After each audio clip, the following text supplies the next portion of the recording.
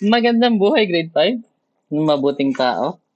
Para po sa araw na to, ay dudugtungan lang natin ang inyong aralin bago tayo ah, asynchronous classes.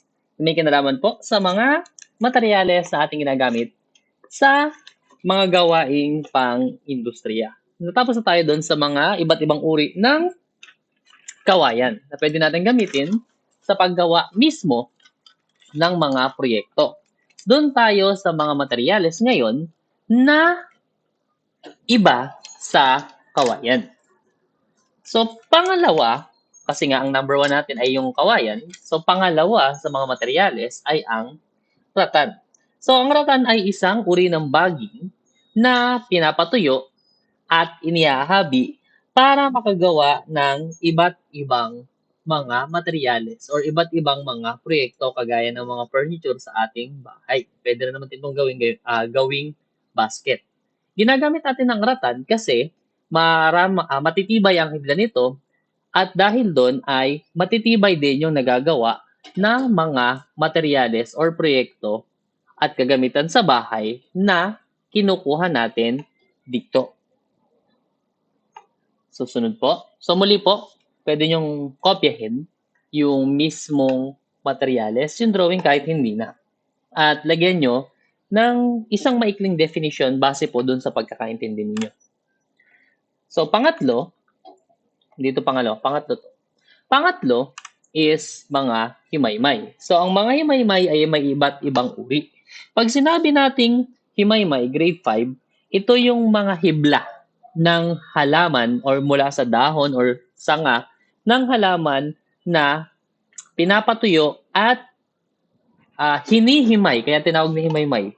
Hinihimay isa-isa para makakuha ng isang strand at pinagsasama-sama para makabuo ng sinulid. At gagamitin ito sa pagbuo ng isang mas maganda or mas matibay na produkto. So, isa sa mga uri ng himaymay ay ang abaka. Kung titingnan nyo, ang abaka ay parang puno ng saging. Kaya lang, ang abaka po is, sa pagkakaintindi ko, is hindi po siya namumunga. Ang tanging pinoproduce lang niya is bulaklak and then yung mismong dahon niya ang ating ginagawa, dahon or katawan ang ginagawa pong himaymay na hibla and then pwede po itong gawing tela para makabuo ng mga kasuotan. So yung dahon at yung katawan na hibla, yun po ang kakayasin and then iisa-isahin po yung hibla, patutuyuin at saka gagawing bagong produkto. So that is letter A ng himaymay. Pangalawa is yung buri, yung halaman ng buri. Ang buri ay parang, paano mo dito? May maninipis na dahon, kagaya po nung nasa picture. So, ang katawan niya is parang niyog. Parang yung sanga ng niyog.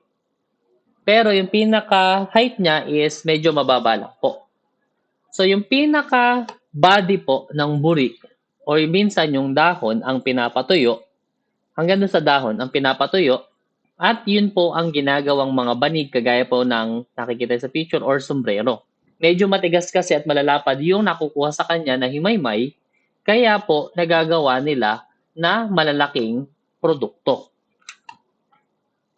Muli, kagaya pa rin po ng himaymay is yung rami naman po. Ang rami is sa dahon naman po or sa sanga at sa katawan mismo po kinukuha yung pinakahibla ng himaymay and then yung po ang pinagsasama-sama at nakakagawa po minsan ng mga pangharang, mga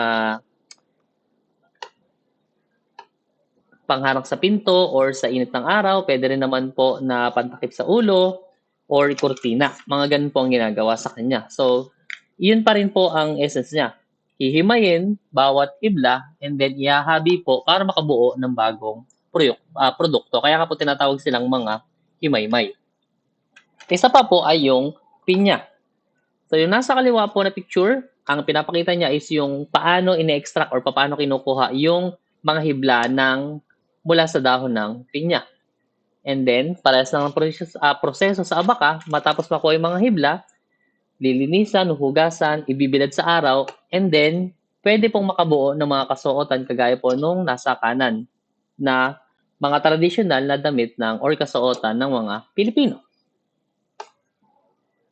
Sunod, pang-apat ay niyog. So marami tayong mga produkto na maaari pong makuha sa puno ng niyog. Kaya nga po tinatawag siya na tree of life or puno ng buhay. Kasi nga sabi nila, mula sa ugat hanggang sa kaduluduluhan ng dahon ay pinapakinabangan sa kanya. Yung katawan, ginagamit natin kahoy. Yung ugat ay kasama dun sa pinakapuno. Ginagamit pong pang tabla. Yung dahon, ginagamit nating walis. Yung pinakabunga, pag bata pa, kinakain natin, ininom natin sa baho. Kapag matanda na yung bunga, ginagamit natin ng niyog. Kinukuha na natin ng gatas. Kapag pinroseso mo pa is pwede mong gawing mantika. And then yung pinakakatawan or yung pinagbahayan ng pinakabunga is pwede po natin gawing pang-compost, pwede po natin gawing panggatong. So, kaya po ang niyog is tinatawag po nating puno ng buhay or tree of life. Kasi marami or halos lahat ng parte niya ay napapakinabangan at pwedeng gawing materyales sa ating paggawa ng proyekto. Panglima po ay katad. Ang katad ay mula sa pinatuyong balat ng mga hayop. Pwedeng sa ahas, pwedeng sa kalabaw, pwedeng sa baka, sa kambing. Basta po pinatuyong balat ng hayop, ang tawag po doon ay katad. Ano naman po ang ginagawa dyan? So, doon sa kaliwa, yun yung sariwa pa, yung kakatanggal lang na balat ng hayop. And then yung nasa kanan, yun yung pinroseso na tinanggal yung taba, tinanggal yung nakakapit na laman, inahit yung buhok, tapos ibinilad sa araw at nilagyan ng mga preserbatibo para hindi mabulok. So, yun yung mga ginagawang sapatos na gawa sa katad, yung mga wallet na original na gawa din sa katad. So, isang classification po ng mga produkto na gawa sa katad ay matibay. Kasi nga po, gawa siya sa organikong fiber na pinroseso. So, mas lalo pong tumitibay yung balat ng hayop nung siya ay ginawa ng bagong produkto. So, that is katad. Pang-anim ay mga materyales na gawa sa metal. Kapag metal po ang pinag-uusapan, syempre, yan ay yung mga ginagamitan na po ng mga makina or pwede na physical, pinupukpok para makabuo ng bagong proyekto. Yung nasa kanan po ay yung proseso. Minsan, wini-welding natin, nilalagari. Pag wini-welding, pinagdidikit po sila para makabuo ng bagong proyekto. And then, itong nasa kaliwa is mga pinukpok at winelding para po ma-form or makabuo at mabago yung itsura ng metal or ng bakal. Pampito ay mga gawain o mga materyales na gawa sa plastic. So, syempre, ginagamitan po yan ng init, nilulusa yung plastic para makabuo at makahulma ng mga bagong produkto. Hindi naman natin mabubuo yung mga produktong plastic kung hindi natin lulusawin at ilalagay sa molde para maging bagong produkto. Sunod ay mga materyales na pang-elektrisidad. Ito yung iba't ibang kagamitan at materyales na pwede natin gawin na may kinalaman sa elektrisidad.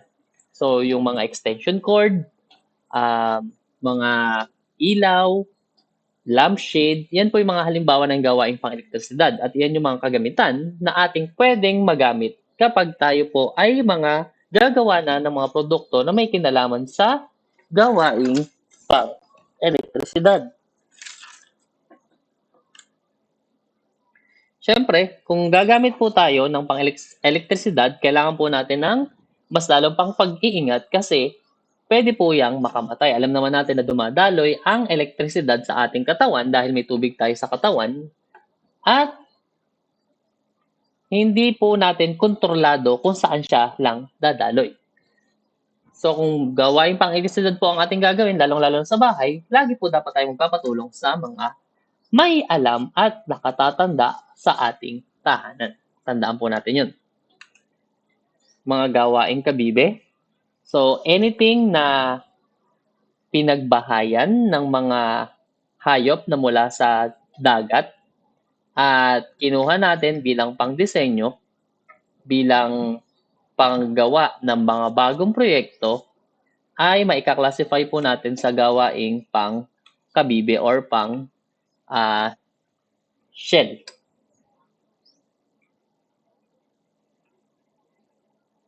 So yun po yung mga gawain at materyales na may kinalaman po sa gawaing pang-industriya. Para po dyan ay meron tayong gawain. Pakisagot na lamang ang mga ito at isulat ang kasagutan sa isang piraso ng papel na pang grade 6 at ipapasa po natin kung kailan po magpapabalik ang inyong advisor ng mga activity sheets ninyo sa iba ninyong mga asignatura. Maraming salamat. Grade 5.